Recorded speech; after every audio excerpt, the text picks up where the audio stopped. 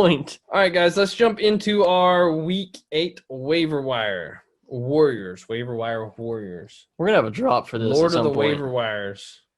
I said we'd talk about him at least one more time. Chase Edmonds, running back in Arizona. He plays for ours. First thing to mention, he's on a bye week this week. And you're not going to get any points from him. He could get you more points than Cam Newton did this last week, but you still shouldn't play him. But it's what we talked about earlier. You want to pick these guys up a week early. If you don't pick up Chase Edmonds this week, somebody else will.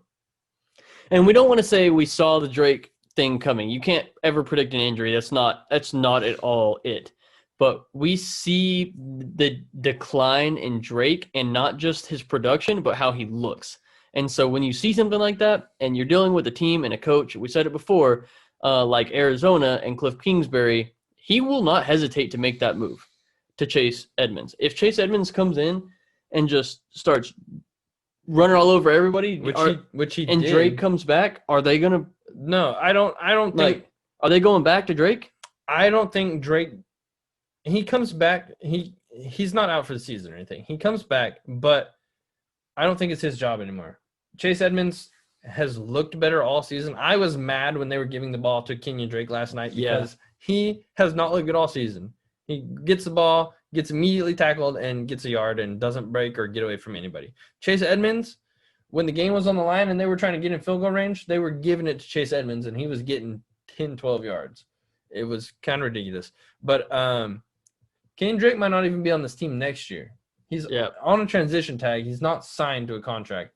So I just think Chase Edmonds going forward is the guy here. Yeah, and you have to pick him up now if you want him. Nobody's going to wait. I feel like the time's already passed, but you might be lucky. You might get lucky, and he might be on the waiver wire. Yeah. I mean, we've talked about him. He sure to be on your team if you listen to us. Carlos Hyde, Seattle running back, filled in very well for Chris Carson after Carson left the game yesterday. He's not a big explosive guy. Everybody knows who Carlos Hyde is. He's been on like 6 teams in 4 years. He's just solid. He's just and you're banking on the workload here. You're banking on him being the lead back, getting all the work, and just getting in the end zone with a touchdown, getting you 50 yards. That's a solid running back performance. Yeah, and, I mean, keep in mind, I'm not making Carlos Hyde my number one waiver priority or anything because Chris Carson still might play this week. And if Chris Carson plays this week, Carlos Hyde is going to be useless. I don't know about useless, but he's not somebody you're going to want. You're not going to play him, though. You're not going to play him. For sure. I put Giovanni Bernard on here, but chances are he's not on your waiver wire because he was picked up immediately when we learned Joe Mixon was out, which I also sent out a story. And so we put a lot of these on our story on Facebook and Instagram. If you're wondering where we put these out, those are where we update them. So if you see it on there, click it up there. It'll tell you kind of what's going on. But if Giovanni Bernard is on your bench, go pick up him and his mustache. Because as long as Mixon is out, Bernard's is he a top 10 running back when Mixon's out? I don't know about top 10, but I would say top 15. He's an RB1. He's an RB1 if Mixon's out. To an upper RB2. Mm-hmm. For sure. So if he's there. I think you want to tell everybody about your little trade experience with Mr. Cole Beasley? Oh, it's not my trade experience. Well, it's in one of the random dynasty leagues I play with some random people in. Before Sunday, I think it was Saturday, somebody traded Odell Beckham straight up for Cole Beasley. And everybody in the league is like, what the fuck? That's the dumbest shit I ever seen. Dumbest shit I ever seen. And then we fast forward to Monday morning, and everybody's like, that was the smartest shit I ever seen. Man's predicts the future, bro. Odell Beckham tears his ACL, and Cole Beasley, who I'm going to tell you about because he's on our waiver wire, is quietly wide receiver number 19, Brayden. Wide receiver 19. You remember when you almost couldn't even get that out just now. Yeah, that was weird thing. I have problems talking. This is an issue for me. You remember when I talked about my boy John Brown, who I've dropped off all my teams, actually.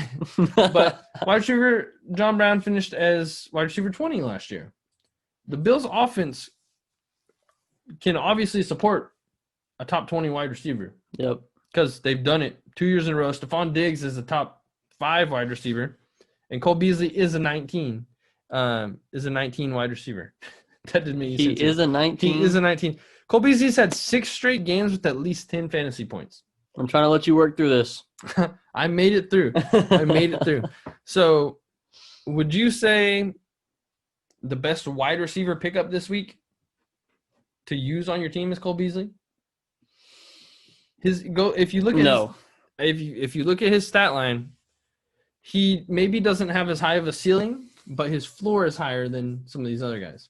Yeah. I think my number one wide receiver would probably be Brandon Ayuk. Okay. But with that being said, Cole Beasley will be consistent. Cole Beasley. That's how it seems. Cole Beasley caught 11 of 12 targets for 112 yards. And he's not a big touchdown guy, but he has had a few touchdowns. He's averaged at least 6 targets a game. 6 or 7 targets a game is kind of where he's at. That means something. So he catches most of those. Just if he's on your waiver wire and you're looking for even a good streamer, Cole Beasley's the one because he will fill in nicely and get you 10 to 15 points. Yeah, if you won't drop you a goose egg. Exactly. He's gonna be solid for you. Yeah. LaMichael P. Ryan. That's just a weird name. LaMichael P. Ryan. LaMichael P. Ryan. We are actually recommending somebody from the New York Jets. Oh, I don't say I want to recommend him. All right. I just wanted to say he's like a starting running back on a team. He is. And that's all I'm going to say about him. He did have a good game last week.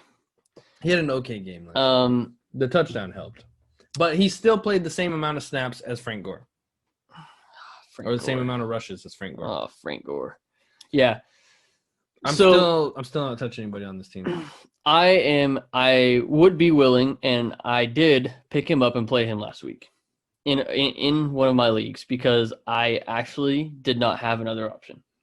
It was him or Hasty, and I made the right choice by playing LaMichael P. Ryan. You can pick him up, and he will be a flex option for you. Yeah, forward. I feel like he's the last resort though. Like you don't want to come out. If I tell you this and next week he drops a 0, I didn't tell you. It wasn't me. The Jets, man. As soon as they fire Adam Gase, I'm going to go pick up everybody on the Jets. But until they fire Adam Gase, I don't know. They got rid of their best player. It's very strange. Rashard Higgins, wide receiver for Cleveland. Maybe he's my number one wide receiver pickup. You can make a case. Because Odell Beckham's out for the season, which breaks my heart the more I think about it because this is their best season. They could, go to the playoffs and stuff, and, now he's not going to be a part of it. Poor Odell. It's different than if they just suck, you know what I mean? At least they can get shit on more now. But, Rashard Higgins. You just ignored me. They need somebody to be the opposite of Landry over there now that Odell. And Higgins caught all 6 of his targets for 110 yards the other day. Yep. Solid outing. Somebody's got to be over there. There's a couple guys that can catch passes. I think Peoples-Jones or something like that caught the game-winning touchdown. But Higgins is the guy here to kind of step up for that Odell spot. Man, Baker likes to spread the ball around. That's just what he likes to do. What is wrong with us today? You said Baker likes to spread, and I thought you were going to say, his cheeks. I don't know why. That was strange. All right, so anyway, Baker he likes to spread the ball around. And that's what he's going to do. So these guys will probably be volatile. The only one that's safe to me is Jarvis Landry. Yeah, I do agree. I mean, I'm picking up Higgins for the depth. But it's going to be mostly going through Landry, I believe. Yeah. All right, Jalen Reagor, coming off of IR. We mentioned him a little earlier. No wide receiver is going to hurt Philly here. So I had Jalen Reagor on almost all my teams at the beginning of the year. I have dropped him on all my teams. Depending on where my team sits, I might go pick him up. But, I mean, if you listened 2 weeks ago, you would have the number one wide receiver for Philly right now. Travis Fulgham. Because I told you to go pick up Travis Fulgham because he would be a year-long option, and that's what he's proving to be. I don't think that Jalen Reagor is going to come in and change that. I think he does a little bit. I mean, you say Travis Fulgham's year-long option. He's had 2 good games. 3. He's had 3 okay games. 3 good games. He's had 3 okay games. But as soon as Goddard comes back and Reagor, like, I don't know.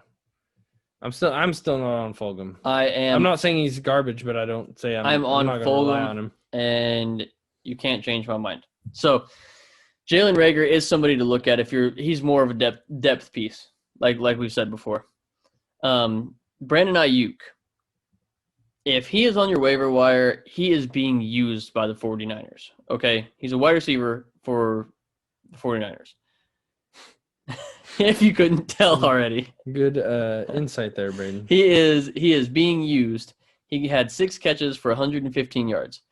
I think the most significant thing to this is that Deebo Samuel is going to be out for a couple weeks, right? Yes. So with that being said, he is in line to get even more work. Sorry, I had to go pick up somebody on waivers that I saw was available. I was looking at that, and don't look at how much I bid because I bid money on that guy. Oh, okay, I didn't see that. So what you doing? I had to scoop him up. You see the ins that we go for this thing. Brandon Ayuk, yes, he's pick upable. The pick upable. I think he has the most upside here out of most of the wide receivers on this list. I do too. I do kind of agree with you. He's probably my number one if he's still there. We've talked about him a few times as well. And I wasn't actually listening to you, but you might have said he can see some work as a running back. I didn't get there yet, no. They have used him out of the backfield and kind of given him some sweeps and some end rounds and whatnot, but a lot of the running backs are hurt. A lot of them are hurt. So Ayuk could be a guy where you just kind of get some work all over the place. So, yeah, I like Ayuk. Yep. Ayukin. Sterling Shepard, wide receiver for the New York Giants. Are they the midgets? They should be the New York midgets because they're not very good.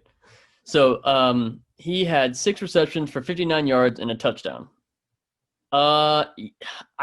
He's one of their number one options on the team for sure, but what that amounts to, I'm not very confident in. Yeah, to be honest with you. Somebody on the team has to catch passes, and it can't just be only Darius Slayton. Yeah, I know. Man, it's just like the Giants' offense is garbage. I'm picking him up for security. That way I have somebody to play. Daniel Jones can't even score a wide-open touchdown. So he's just kind of a stash to me. Yeah, I agree. He's a stash. I don't know if I'm jumping out and playing him. I don't know who they play next week, but I'm not trying to jump out and start him right away. Yeah. Me neither. But he's somebody to hold on to, and especially if something happens. Unless you're seriously hurting, But all right, moving on to another 49ers.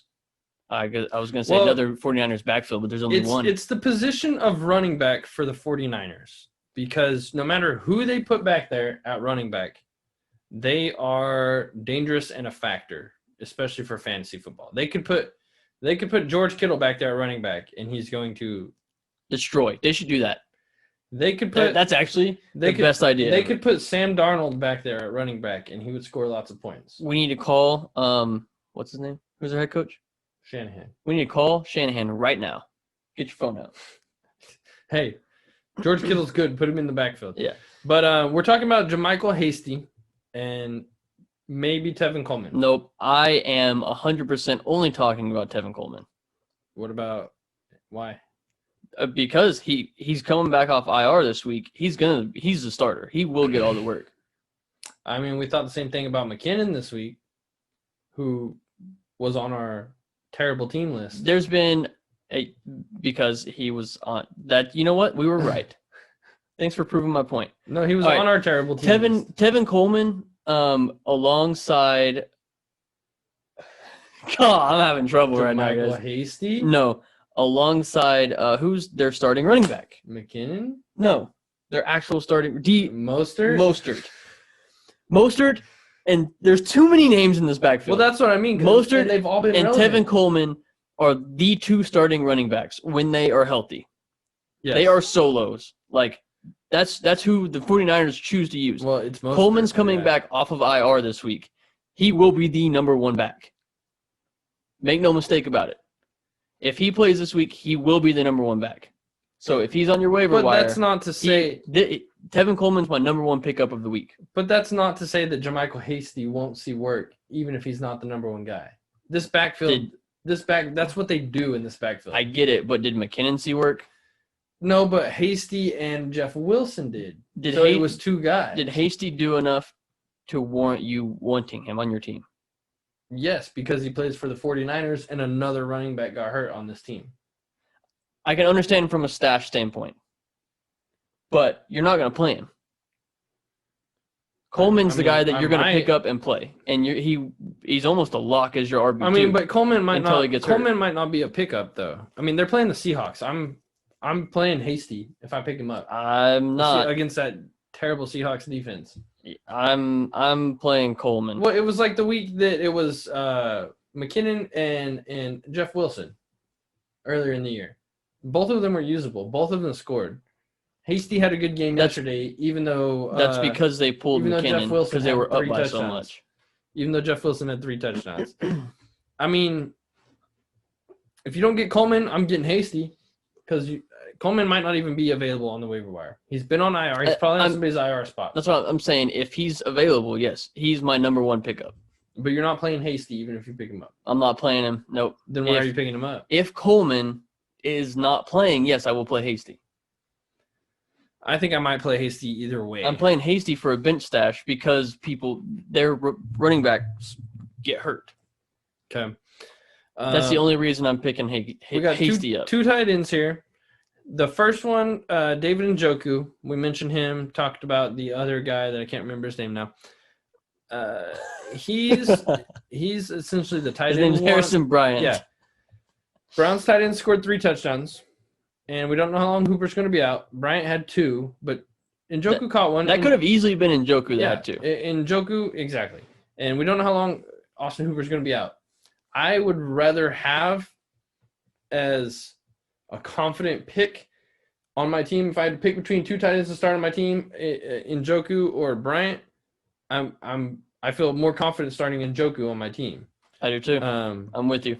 So I mean, he's a pickup, especially if Austin Hooper doesn't play again next week. The next one, I mentioned him quite a bit. Also, I guess he's one of my guys, Dallas Goedert. I believe I told you to go pick him up last week, and he didn't end up playing. I heard some misinformation. It's not my fault. Okay. So what I've actually heard now is the way you delegate the blame. Yeah, it's not my fault. It was Adam Schefter's fault. I don't know. Dallas Goedert is another one of those guys. Tight end's bad this year. We all know this. He's probably going to come back. He's still on IR, but go pick him up now. If he's still there, go pick him up now. He's probably going to come back around week 10. He's going to be the lead pass catcher on this team, the number one guy on this team when he comes back. You think so? Yeah. Who else have they relied on? Travis Fulgham's had 3 good games. You don't get confidence out of your quarterback like you do when you've been on the team for 2 years. Okay. Right? Yeah, and especially if you're hurting at tight end, you can start him right away when he comes back. You're probably you're right. You're right. You 100% need to pick up Dallas Goedert if he's there. He will be a top 10 tight end from here on out. And this is another he will be a league winner. Yeah, he can be a league winner at tight end especially. And this is another one of those ones, get him early. Don't wait till week 9 to week 10 to go pick him up when everybody knows he's coming off IR. Yeah. Do it now. He's still on IR. You can probably stash him in your IR. Drop somebody you don't need. You usually have to drop somebody to pick him up and then put him on IR and pick somebody up. And that's how you fill in your spot and then just get him early. That's how you win your league. Very true.